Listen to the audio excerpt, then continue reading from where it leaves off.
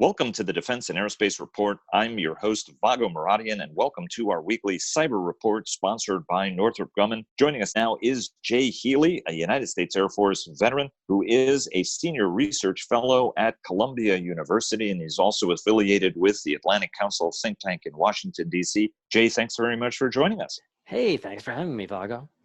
Absolute pleasure.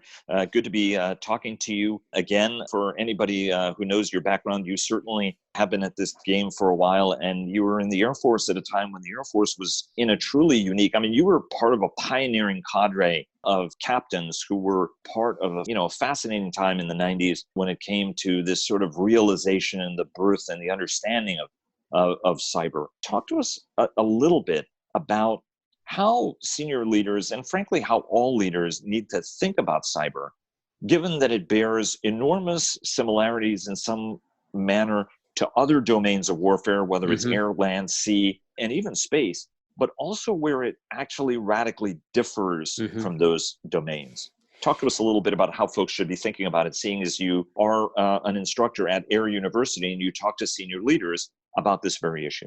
It's a fascinating question, Vago, because it's one of the things that's really struck me when we were at Headquarters Air Force 20 years ago and we were looking at this problem. We weren't calling it cyber then, it was still information operations. And everyone said, well, what is this thing? And the electronic warfare operators, the WISOs, said, well, this is interesting, but this is kind of just like jamming. And we do this all of the time. There's nothing new here. The signals intelligence folks said, no, this is just signals intelligence by another means. There's nothing new here. Just get out of our way and let us do signals intelligence.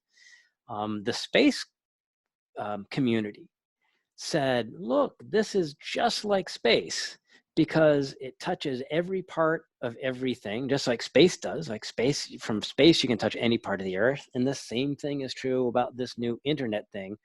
And so it should be our mission. And so you still had quite a few others, communities that were banging around and saying, no, this should be ours. This is like what I am doing. And now if we're talking about cyberspace or conflict in cyberspace, there's truths to all of that. Each of them is true in their own ways. And now I would add, in more modern days, you have people in the Army that say, look, this is just like fires. Just like we call in artillery or airstrikes, the cyber is the same way, and that's the way we need to think about it. Those can all be useful, but they don't capture the real whole in the main ways that it's different. Now, for me, the main way it's different is the role of the private sector. In every other kind of warfare, especially since we've had organized militaries and standing militaries, the role of the private sector, of individuals for citizens, is to get out of the way, right? This is war, let the military do its thing. And cyber is not like that. It's not just that 80 or 90% of critical infrastructure is owned by the private sector. They're actually the ones that solve most of the main problems. The militaries, governments have very, very few capabilities in this space. About all militaries can do is do intelligence and shoot back. None of their buttons or levers are actually connected to the infrastructure that makes the internet work. It's the private sector that can do that. So what is the role of the military, and what's the role of contractors, for example, our sponsor Northrop Grumman, in this ecosystem, and how do leaders need to think about it? Because at the end of the day, many of them acknowledge that while they're extremely confident and conversant in sort of classical warfare, right, where a Navy guy feels very comfortable in air and even land warfare because of their joint tours, there is this sense that even the very best at those traditional domains feel a little out of place in how to even think about cyber. Yeah, and we've started to see some fellowships from the military and cyber command where they're having people go to the main cyber infrastructure companies. Like maybe they have someone that's working at Microsoft for a couple months and then they come back for the remainder of their tour so they can understand the kinds of things that the private sector is able to do. And I'll talk about the private sector first, and then I'll switch specifically to the defense industrial based companies. So for example, it's very easy for Microsoft to go out and do a botnet takedown, right? They're seeing malicious software that's out there. It's using Microsoft domains, maybe for a phishing campaign, like you click on a link and it looks like it's Microsoft, but it's off by one letter. It's really easy for Microsoft to take those down, or relatively easy compared to the government, for Microsoft to take the lead and act on that. If DoD, U.S. Cyber Command, were going to say, we want authority to take down this botnet, well, that would probably be caught up in the interagency. So we cyber defenders and military leaders need to think about what needs to be done and who's in the best position, right? When a ball is hit in this ball field, odds are it's going to be hit to someone in the private sector, and they're going to be the ones able to make the play. We don't need cyber command or military leaders running around yelling, I got it, I got it. Now, the private sector player, they might not be able to see the ball very well. And that's a place that the government and the military can help. They might need a better glove. That's a place, especially for DHS, to help so that they have better capability. They might need some practice running plays. That's a good thing for the DoD and DHS to do, to run exercises. They might not even know they're in the game. In which case we need to encourage them or pass some additional laws. And so when we look at, well, the defense industrial base, well, that's very different, right? Because it's really quite a hybrid, right? In some sense, they've got more agility than the governments normally have, but they're also not a company like Verizon that's running massive parts of the cyberspace infrastructure. And so I think that hybrid position does give the defense industrial base companies quite a bit of leverage. They've got clearances, they're able to get access to intelligence, they can keep and they're able to hire and retain much more significant capability than a lot of times you can keep in the government. You have an E6 from the Army that is a real hot stick hacker.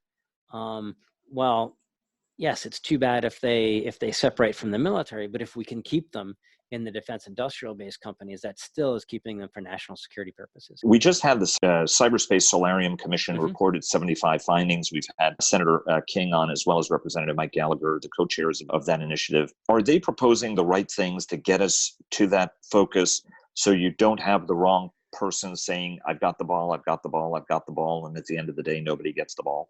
They've done a tremendous job in laying out what the private sector can do with government and how the government can better help.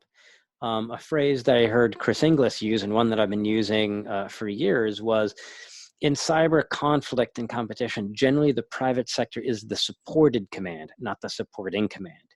In most cases, I'll say almost all cases, it's what can the government do to help the private sector fix the problem, rather than what can the private sector do to help government fix the problem. And you can really see a lot of that in the recommendations. And what is the role, you mentioned some of those big commercial platform integrators and the platform companies and the people who run that infrastructure and the people that they choose to partner with. What's the role of the military cyber infrastructure and the likes of the Northrop Grummans and the Lockheed Martins and the General Dynamicses of the world that also bring a lot of capability to the equation? Without a doubt. When I first got involved in the business in the late 90s, we would say, boy, cyberspace and this new internet thing gives adversaries a capability to reach directly into another society, to be able to steal documents at volume easily and to do it all undetected. This is terrible. We've really got to work on defense.